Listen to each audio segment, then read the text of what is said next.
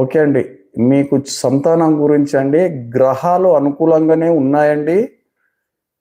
జాతకాన్ని ఆధారంగా తీసుకుంటే పిల్లల యోగ్యం ఉంటుందండి మీకు. మీకు వివాహం తర్వాత 2-3 సంవత్సరాల లోపు ప్రారంభమవుతుందండి సంతాన యోగ్యం. ఈ ఏడాది లేకుంటే 2027 ప్రారంభంలో గర్భం అవకాశం ఎక్కువ కనిపిస్తుందండి. 2027 వరకండి.